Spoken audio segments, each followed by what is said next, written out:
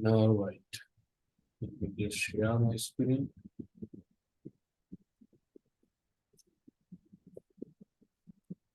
All right.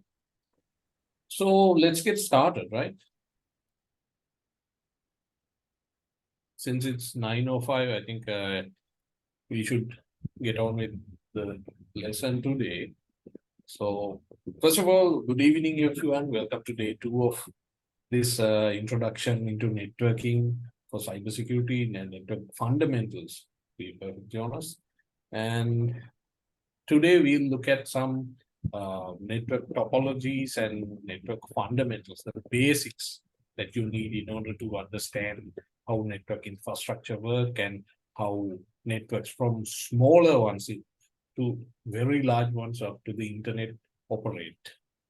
The fundamentals are very important because I think in any aspect that you learn, fundamentals are important. I think foundation fundamentals being important. I think something, yeah, right? First thing that we need to look at is the types of networks, right? When you look at network types, we can typically divide them into 3 types based on the size, right? The smallest one that we can think of is local area network. Apart from local area network, there are actually smaller ones called personal area networks. I haven't included it here, but think of something like you connecting to your mobile phone with a Bluetooth device, right? That's still using network protocols of some kind. It's still using wireless technology to connect your net to devices, right? So it's still a network. I know this is typically something that we don't think about, but it's still a network, right? And local area network is the most common one, something that you would be very familiar with that. You're right now connected to a local area network since you're connecting, right? Think about it. You have your computer, it's connecting to a router, it's going out to the internet, and the small network that you have there, right? That's a local area network, right?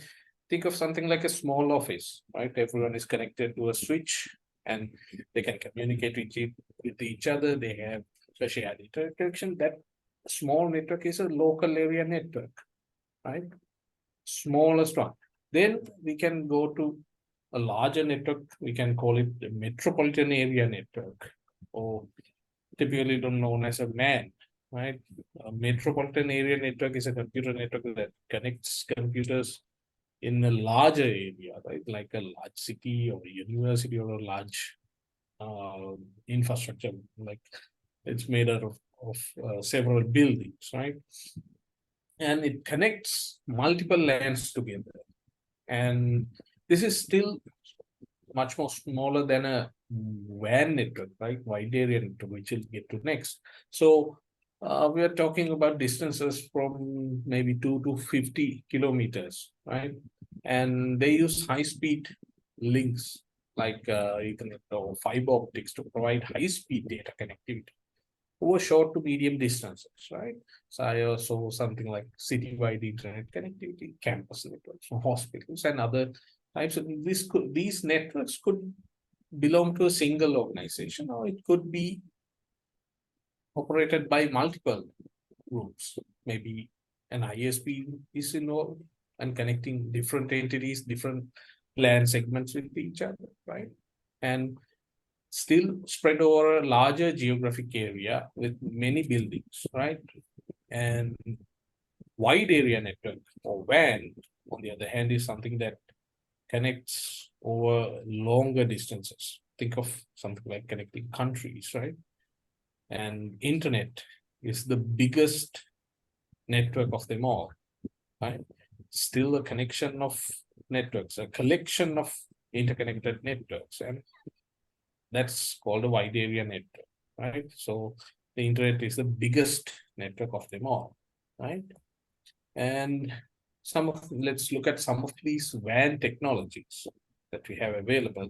And if you go back in time, you would see things like serial connections that would allow leased lines.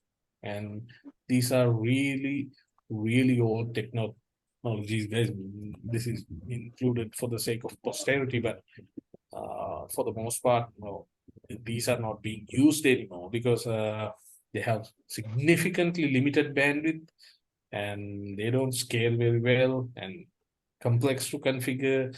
There's no complexity. It doesn't support any modern features like quality of service or traffic shaping, distance, and there are distance limitations. We'll go into quality of service and traffic shaping at a later time, but quality of service is basically giving priority to some traffic over others, right? Uh, think of something like mobile telephone calls, right? IP, if you were to intermix that traffic with other traffic, right? Like a file transfer, you can't have a delay in your voice call, right? If you have a delay, it's going to have interruptions. Now you may have noticed this when connecting with something like Zoom, there's a bad connectivity, that voice would cut off from time to time from the other end, right? That's what happened. That's what happens when there's no quality of service provision, right? And the next one is circuit switched, right? Again, these are not used anymore because in a circuit switched network, what would happen is actually think of something like a telephone call, right? When you pick up the call and pick up the phone and call someone, they can't make another call, right? Even though you're not saying anything, you're on the phone with the other person on the other line. That resource, that circuit is dedicated to you, right? And this is a very inefficient way of using resources, right? And this has limited scalability, and again, it's very inflexible. It has lack of any kind of data prioritization, and it has very high latency for data transfer because of there's going to be link setup times. So if you have multiple connections, it doesn't scale well at all, right? So circuit switching is something that's not being used for data transfer anywhere right now, right? And frame relay is the next one that was used for a while. And instead of circuit switching, they actually use something called packet switching. In packet switching, what we're doing is actually breaking up that data that we want to transfer into smaller segments and then send the segments through the network. And on the other side, they would be put back together, right? This is more efficient use of resources. And these segments contain all the necessary information that's needed to send that data through that network. We call it routing, right? To that destination. And the original purpose of frame relay was actually to transport data across telco carriers infrastructure, but it can be used in other network contexts, but today they are not being used anymore. And cable, DSL, and wireless WAN, these ones are being used today in multiple different ones, but DSL is not being used very much nowadays. Now we are moving towards more improved communication methods, right? And one of these are actually called MPLS. Now I've included this here because this is something that's being used on the ISP side, but I thought it would be nice for you guys to see this because this is not something that people usually know about because something on the ISP side, but these are the backbones of ISP's networks. MPLS is called multi-protocol label switching, right? Instead of using IPs, we would use labels in order to send data, right? So it's much more efficient. It's using less time consuming and more resource or less resource intensive than other methods that I have discussed in the previous slide, right? And MPLS is widely used in many networks around the world, even here today, but there are even newer methods like software-defined networking, and SD-WAN is something that's being used and it's being adopted by many organizations. I mean, I've seen banks and other big companies using them even right now, and more companies are moving towards this. And the reason that I included this here is actually because this approach to wide area networks, to manage wide area network architecture, is actually more efficient. It's actually more user friendly for the people who are administering them, right? Because it's easier to deploy, it's easier to operate, and easier to manage. Because as you can see, I'm not going to go into super detail about this architecture, but you can see that there are three different planes here. There's a management plane, there's a control plane, and there's a data plane, right? Now, if you look at these routers down here, right? In traditional network management methods, what we would do is actually log into each router, right? We would configure them, and everyone has to be configured individually, right? And let's say that we need to make some changes. It's the same thing all over again, right? Now, software-defined networks, on the other hand, we can do it with the management plane, right? It's using policies. You can actually program the network much more easily, right? And we can use multiple WAN methods in the same networks. So imagine you have different branches, right? And different geographic locations. They can use multiple methods of connectivity, but seamlessly can be managed, and they can seamlessly connect to their locations without any issues, right? So it increases data transfer rates and more efficient at moving traffic at a lower cost, right? And we don't have to use something like MPLS links are very expensive when compared to broadband links that you would use in a normal setting, right? I mean, even more than sometimes leased lines that you have. And when it comes to businesses, one thing that we have to consider is costs, right? If you can achieve the same connectivity levels at a lower cost, that's always what we are going to try, right? That's always what we're trying to achieve, right? And so these SD-WAN technologies actually allow us to do that. It's more optimization and more cost savings. And it takes less people to manage, right? Imagine taking like 3-4 network engineers, maybe half a day or a day to configure a network. This can be done in like half an hour or maybe an hour, right? So even if you need to make changes, right?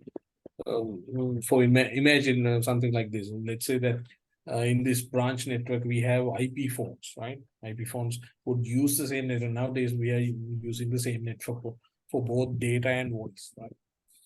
And we needed to make changes to that voice traffic priority, right? Now I'm going to say to the network, give priority to the voice traffic.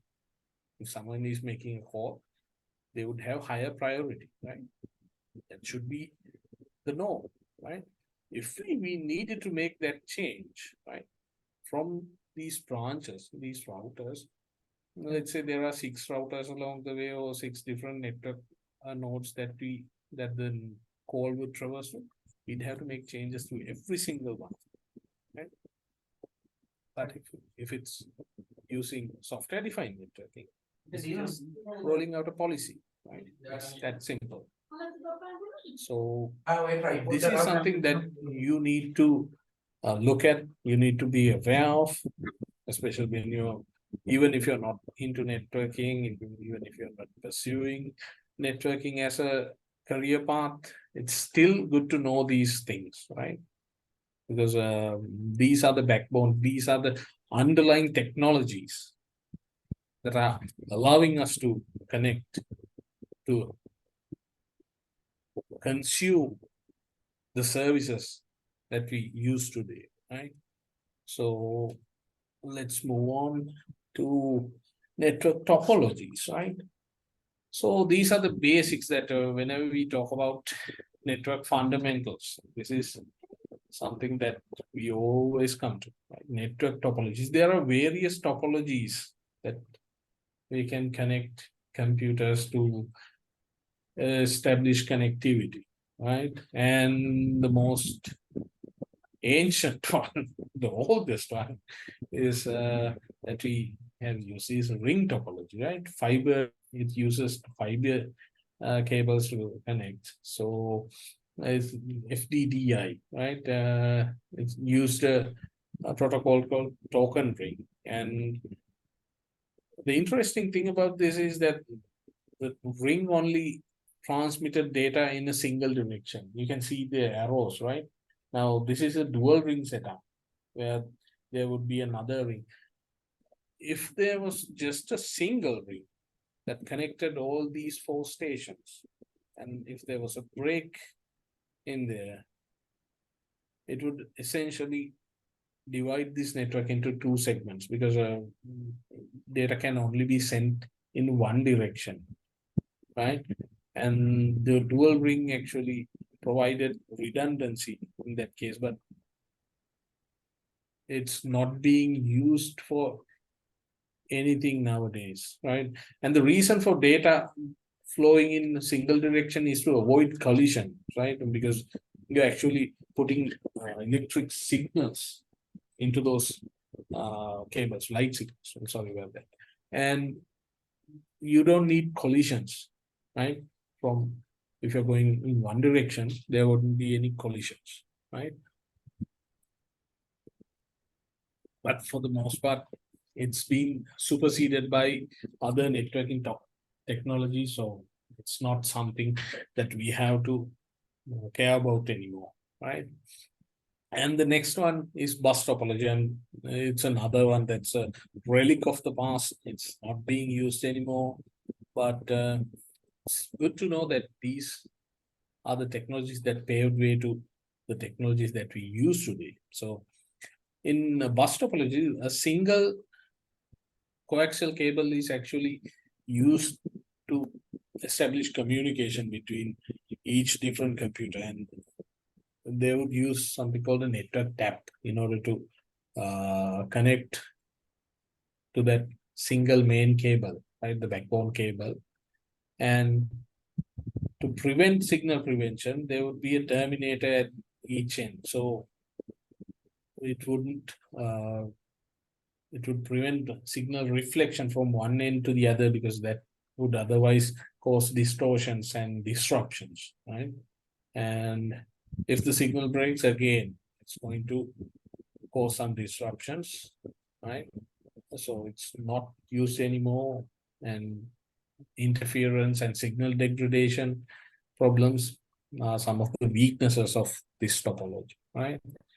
So another one is mesh topology.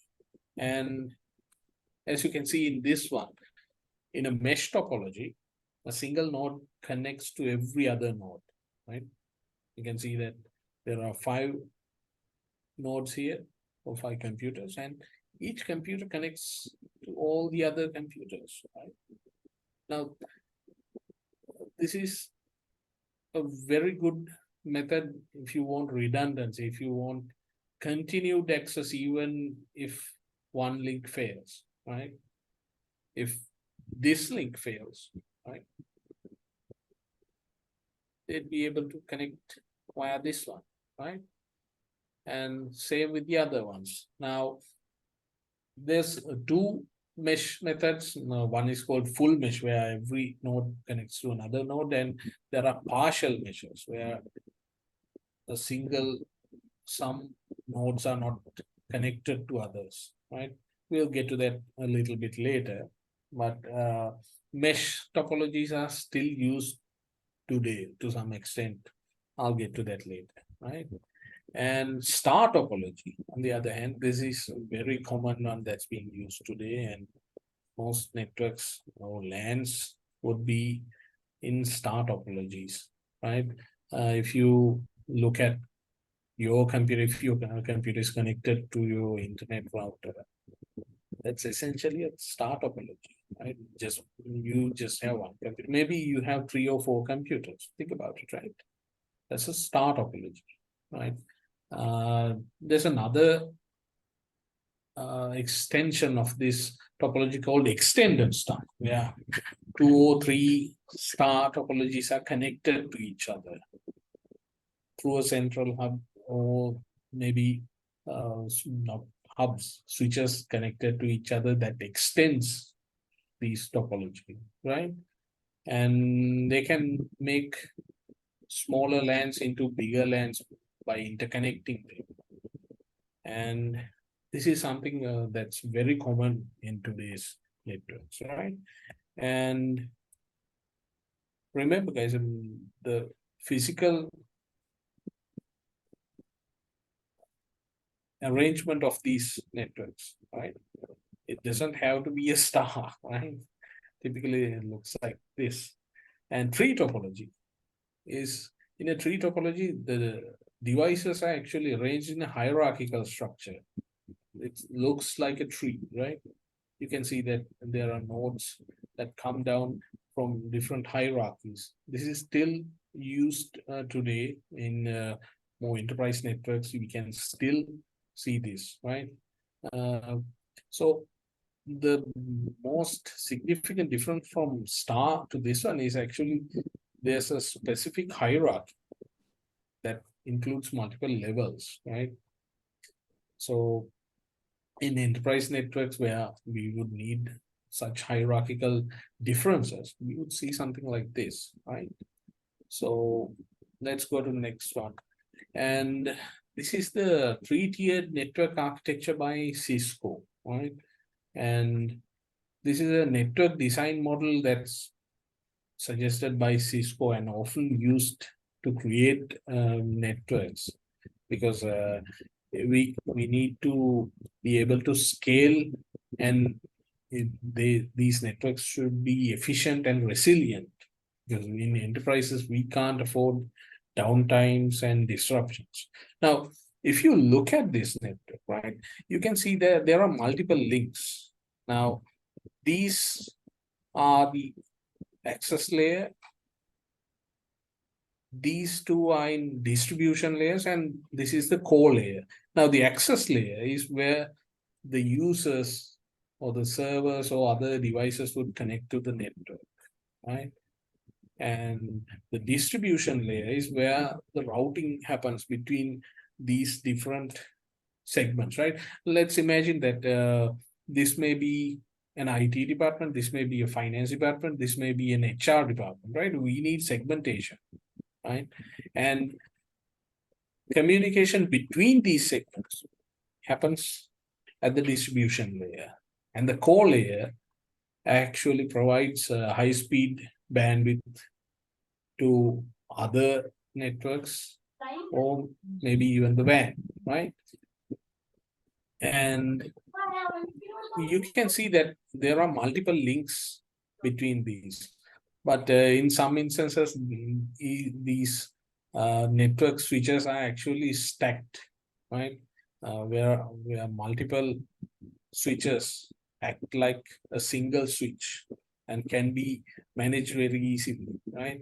And sometimes these are links that connect with each other, but you might think that redundancy is a bad thing, because multiple links can take more ports, can take physical resources. But remember, in a enterprise environment, we need availability, right? So And these devices aren't cheap either, right? One of these switches might cost more than a car, right?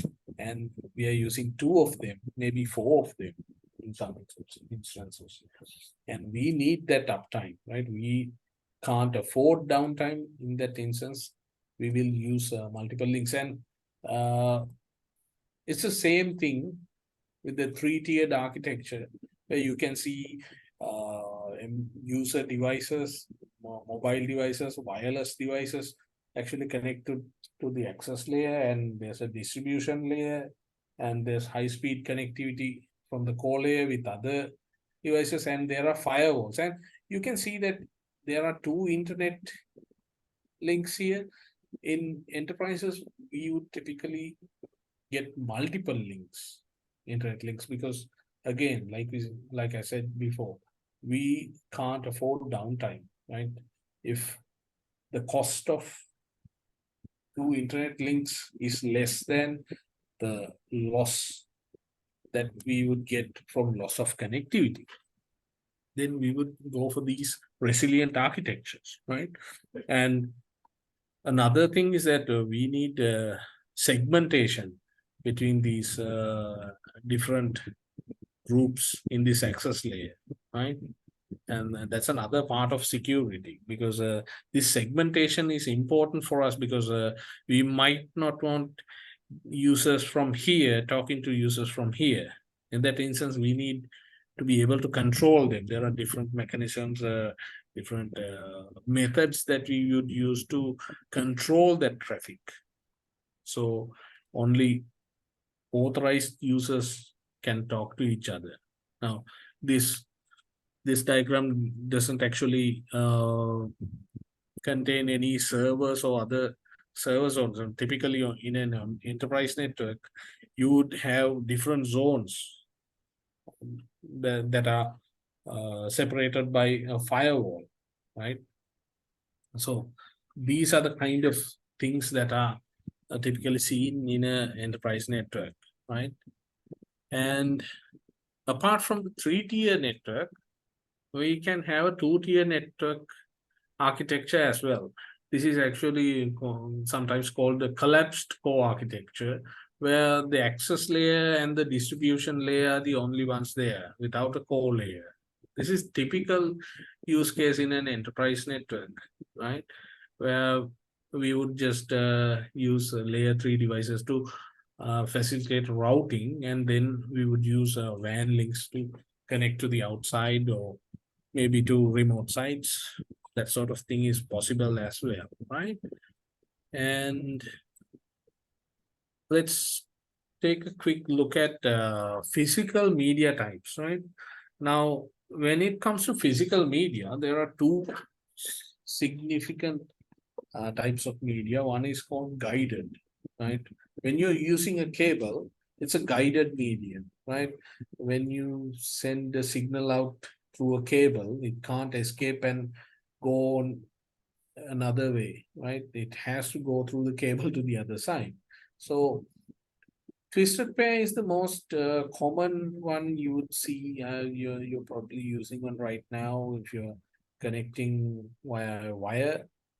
There are 2 different kinds of twisted pair cables called shielded and unshielded. UTP and STP. Let me see whether I can.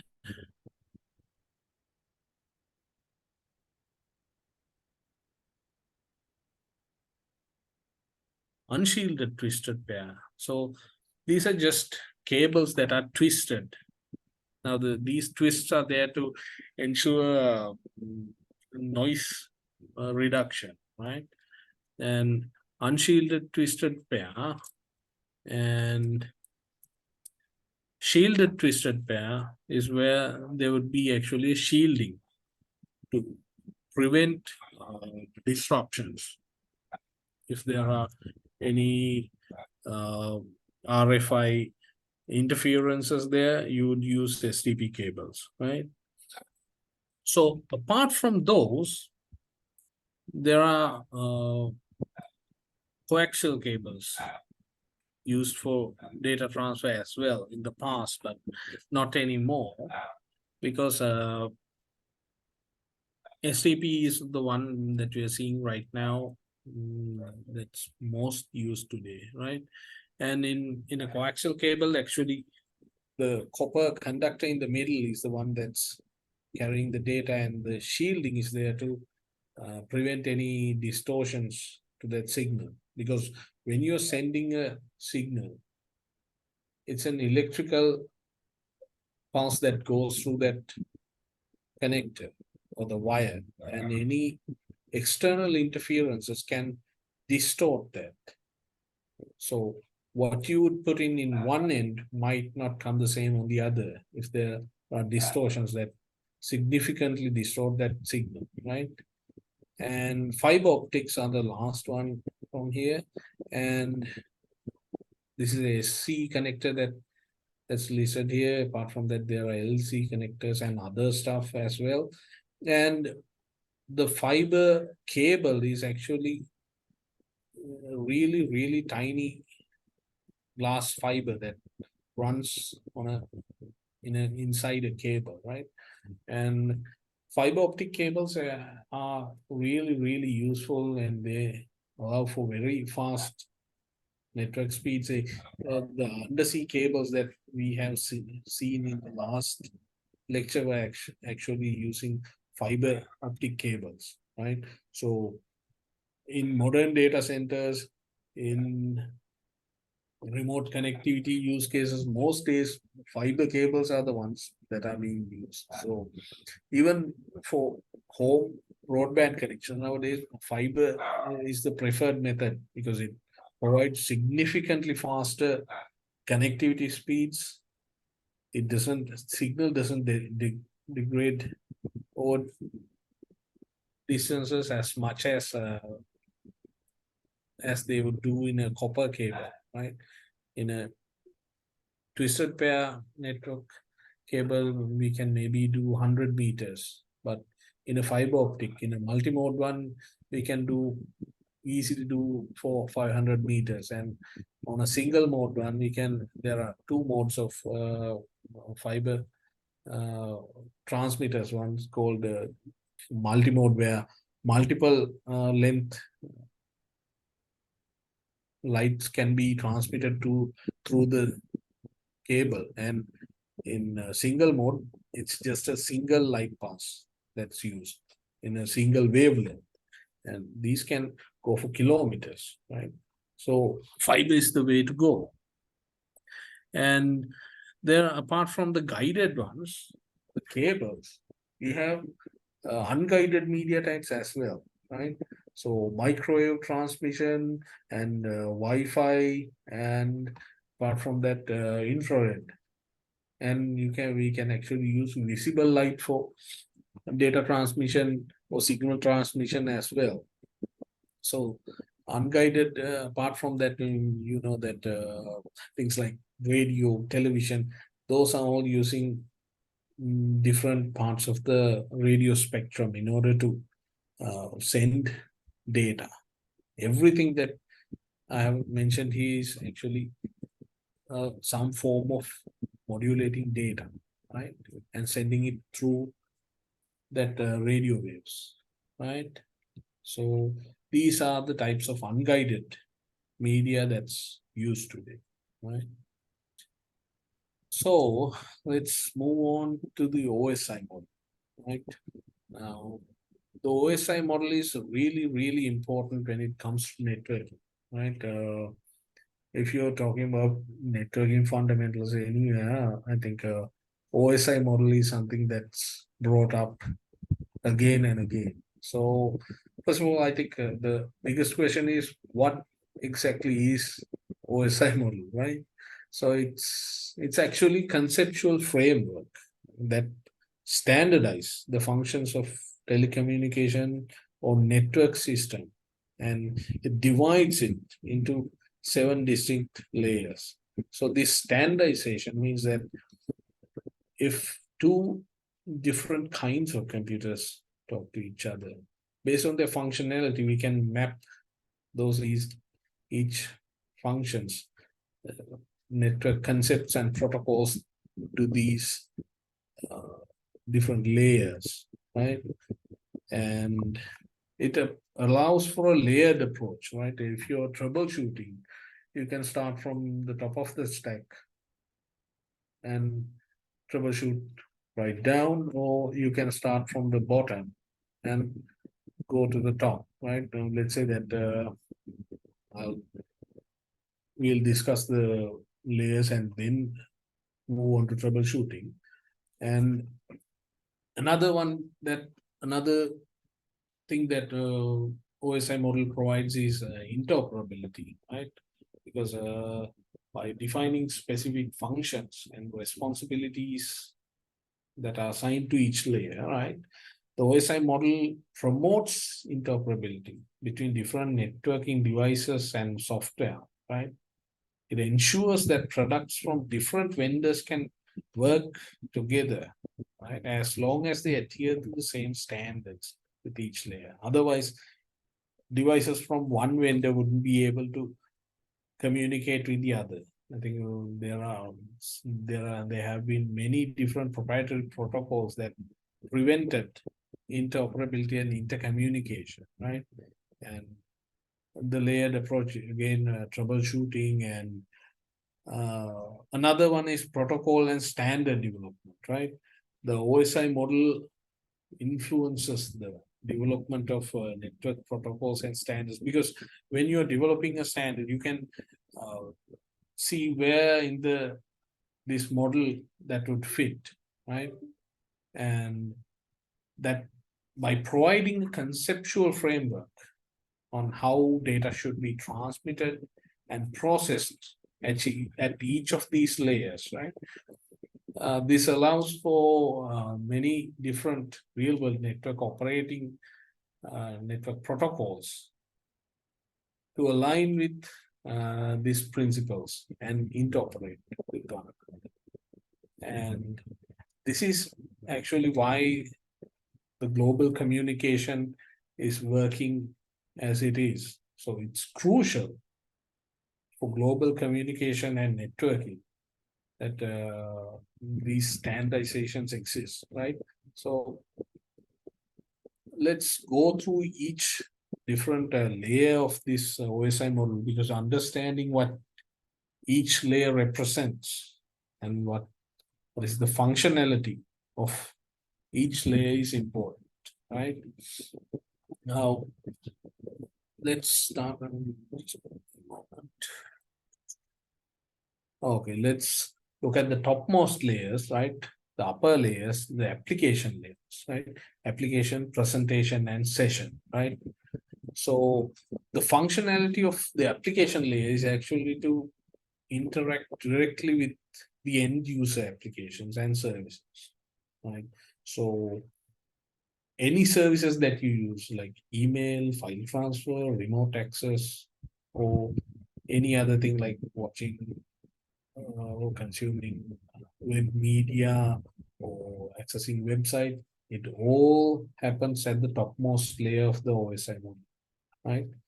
So if you look at key functions of application layer, it would be network services for end user applications, the network protocols and services such as FTP, HTTP, SMTP, SMB, those all reside in the application layer, right? And the next one is the presentation layer. And the presentation layer is actually responsible for data translation, encryption, compression, and formatting. So the presentation layer is actually the layer that ensures data from one computer can be understood by another, right? Regardless of differences in data representation or encode, right? So the functions, key functions of presentation layer is actually data translation and code conversion, data compression and decompression, data encryption and decryption, and format conversions, right? So the next one is the session layer, right? The session layer is the one that's responsible for establishing and maintaining and terminating communication sessions between devices. So it would keep track of different sessions between different computers, right? So it's the layer that's responsible to make sure that data exchanges occur smoothly, right? So it's managing the dial-up control and synchronization between different computers. So what are the key functions of this layer? It's session establishment, session maintenance, and termination, right?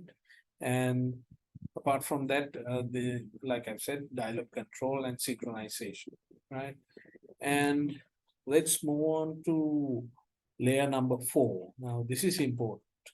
Now, layer number 4, the transport layer is the layer that's responsible for end-to-end communication, right? So it handles transportation issues between hosts, right? It's the one that defines flow control, that defines reliability, that establishes, maintains, and terminates virtual circuits, right? And end-to-end communication services are delivered or made possible with this layer, right? And it's the layer where segmentation takes place, where we would not segmentation, sorry, the ports that we assign to each different services, right? So, for example, something like HTTP port 80 and HTTPS port 443, those different services, we make the differentiation at the transport layer, right? And port-based addressing is done at transport layer, right? And then we would go into the network layer. Now, the network layer is where the routing happens, right? The data delivery, right? And this is the layer where that's responsible for routing packets of data between different networks and subnets. And it's the layer where we decide and determine the optimal path for data transmission based on addressing, right? This is the layer where IP addressing comes in, right? The logical addressing of hosts, right? And routing and forwarding decisions are made based on these IP addresses and IP address segments, and path selection and determination. We have routing tables for that. And network segmentation. We have subnetting to divide networks into distinct segments. I said segmentation is really, really important. Apart from that, QoS, quality of service, is actually configured or determined at this level, right? So any prioritization of data is done at this layer, right? And then we would move into the layer 2, or the data link layer, right? Data link layer is responsible for providing error detection and correction, and data framing and addressing at layer 2, media access control addresses. And this is the layer that controls access to physical media, right? And the key functions of this layer is actually the framing, or dividing data into frames for transmission. Now at this layer, the frames are actually transmitted and communicated with MAC addresses. By using MAC addresses, we would transmit data. And this is called switching, and we will get to that in our next lecture. But it's the same layer where flow control and data link management happens as well, and access control methods. When I've said that media access is determined at this level, so there are different access control methods, because if you think about a network, it's a shared medium, and sometimes when 2 or 3 computers communicate at the same time and they send out signals at the same time, collisions can happen, right? Because essentially what you're doing at physical level is actually sending signals. And when you put multiple signals at the same time, attenuations and other distortions can happen. And that can change the data, right? When you put something out, let's say, at the end of the day, everything that we do on a computer is binary, right? So what you're sending out is essentially at the end of the day binary, right? Ones and zeros.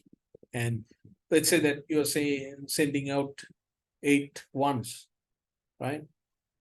A byte. And along the way, somewhere along the way, 4 of those ones turn into zeros, right? That's not your message. That's not your intended message that's intended to be received by the other guy, right? So we have to have some method of access control, and there are 2 methods called the carrier sense multiple access collision detection that's being used by wired mediums, and there's another one called the carrier sense multiple access collision avoidance, where the wireless ones are using that one, where they would listen to ensure that there are no disruptions in the media. We'll probably explore these in a later session. And the last but not least, the first layer is the physical layer, right? And the function of the physical layer is actually to transmit those raw binary data over the physical medium, right? So like I've said before, no matter what the data you have, at the end of the day, it's all ones and zeros, right? So it's either converted to an electrical signal, maybe a radio signal, and it's sent out through either guided medium or an unguided medium, right?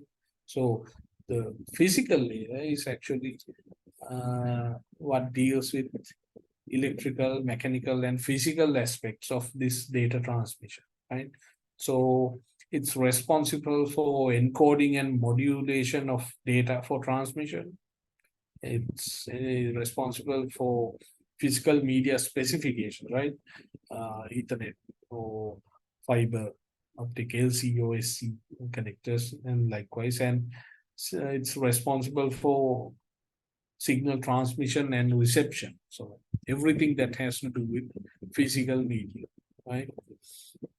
So understanding these 7 layers and this conceptual model is important, because we can use that knowledge to learn, to troubleshoot, and to understand how the network works. This is called a network stack, right? So it's very important, and it's something that everyone who learns network should definitely learn, right? So let's move on to some network devices. So the first and foremost ones are hubs. These are working at layer 1 of the OSI model. A hub is merely just a repeater that repeats signal from one incoming interface to all the other interfaces. So in this picture, you can see there are 6 computers, right? So if the topmost one transmits data to that hub, it would just send that same signal out the other 5 interfaces, right?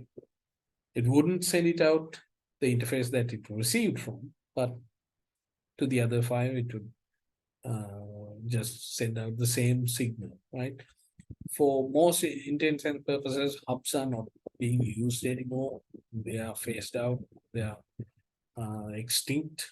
Nowadays, we would use network switches for everything, right? So switching is done at layer 2, right? The data link layer. Like I've said before, it's data link layer protocols are what create, transmit, and receive data packets, right? So this layer is responsible for logical MAC addressing and link layer control processing. The access to media, like I've said before, right? And controlling media access. And this is a MAC address, right?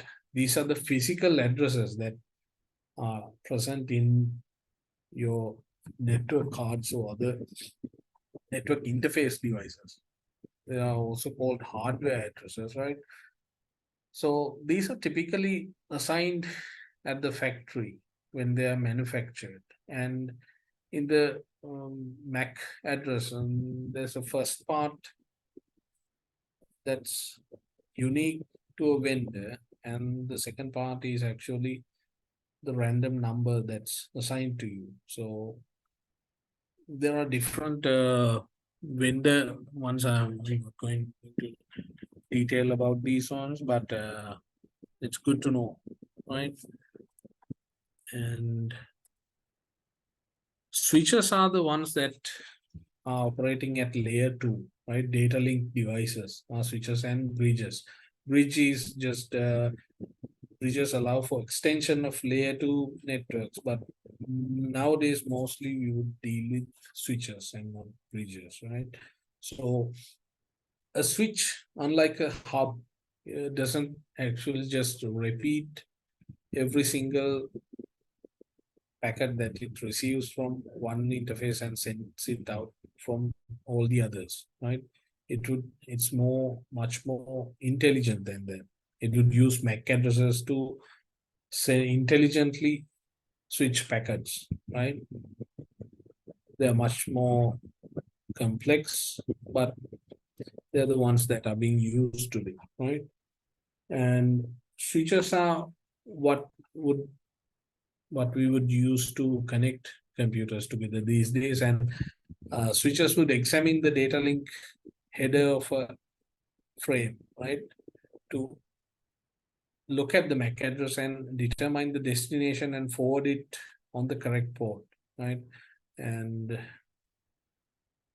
when a switch is operating, when a switch receives a frame from one interface, if it doesn't, it would actually look at the link header of that packet or the frame, and look at the MAC address and see its own. Switches maintain a MAC table of its own, right? When they receive a frame and they look at the MAC address of the intended destination, if it doesn't see it, then it would flood for to all the other ports. But that would only happen once. Once the destination actually replies from its particular port, the switch should learn that MAC address and it would update that MAC table. So when the next packet comes from this source, right, it wouldn't flood the system and send those packets to all the other computers there. It would just send it to the intended destinations. That's why switches are intelligent devices and hubs are not. They're just dumb repeaters, right? So switches have more functionality than that. We can logically separate network segments from switches. These are called virtual LANs, right? We'll uh, we'll explore them in the next session, right? And the network layer is the layer 3, and this is where the IP addresses and the routing comes in. And routing happens in all networks because we use IP addresses. You're using an IP address right now to connect to the internet, to this session, right? So that's at the network layer, and path selection and routing happens at this layer, right? So the IP address, this is the standard that we use to address a host. And this is how hosts would interact with each other, right? And an IP address is 32 bits long, and it has an IP address scheme that it would use. And there are different IP schemes that I use, and we'll explore them in the next lecture, right? And these are the network devices that operate at layer 3, routers and layer 3 switches. Primarily, what they would do is make forwarding decisions based on IP addresses, right? When a router would receive a packet, it would look at the IP address in the packet's destination, in the IP header, and look at its own routing table and forward that packet to the right destination, right? That's what layer 3 devices do. They would route those packets, right? And these are the devices that facilitate the networks to communicate with each other. The larger ones, the largest one we know on the internet. And routing is one that what makes it tick, right? So these are two different networks in here, and without router, three different networks, even the low one. And routing is what allows these different networks to communicate with each other. Because without a router, if there were three switches here, you wouldn't be able to communicate with each other here, right? So routing is what allows them to communicate. Now, you can test this out with a nifty little tool called Packet Tracer. We'll do some look at some Packet Tracer labs in the next week, and we can see how routing can be configured to establish connectivity, right? So apart from routers, there are layer 3 switches that provides both layer 2 and layer 3 functionality. In enterprise lands, we can see layer 3 switches being used, but in more smaller networks, you wouldn't see layer 3 switches that much, right?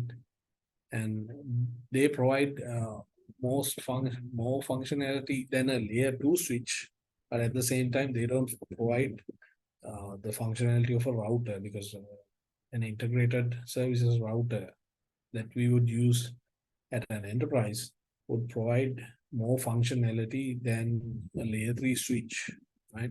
But a layer 3 switch has more ports. It allows for connectivity to other switches. Typically, layer 3 switches are used at the distribution layer to connect switches to other switches within larger network, right? So with that, we come to the end of this session, and hope you guys learned something new and learned a little bit about network topologies and various different physical mediums that are used in today's networks, right? So